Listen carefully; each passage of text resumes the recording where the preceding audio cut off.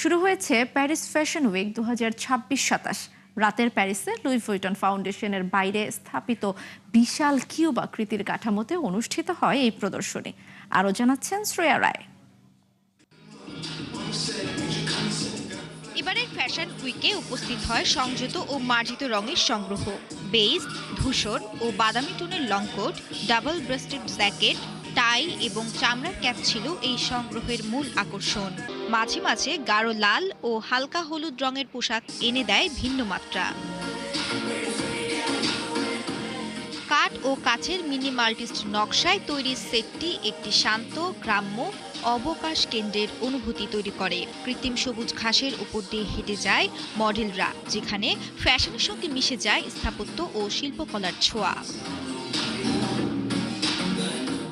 দর্শক সারিতে উপস্থিত ছিলেন ফ্রান্সের first lady Brigitte Macron, LVMH এর প্রধান নির্বাহী বের্নার্ড আর্নো সহ ফ্যাশন ও বিনোদন জগতের বহু পরিচিত মুখ।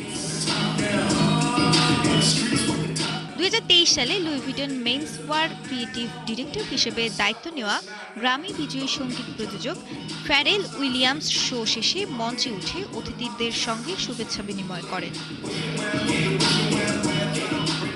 ফ্যাশনের এই জাঁকজমকের মাঝেই নেমে আসে শোকের আবহ। ইতালীয় কিংবদন্তি ডিজাইনার ভ্যালেন্তিনো গারাবারির মৃত্যুর খবরে গোটা ফ্যাশন জগৎ হয়ে ওঠে বিমর্ষ। ফ্যাশনের এই প্রদর্শনী হয়ে ওঠে একদিকে নতুন সৃষ্টির উদযাপন, অন্যদিকে কিংবদন্তি ভ্যালেন্তিনো গারাবানির প্রতি গভীর শ্রদ্ধার প্রতিফলন। শ্রেয়া রায়, 71।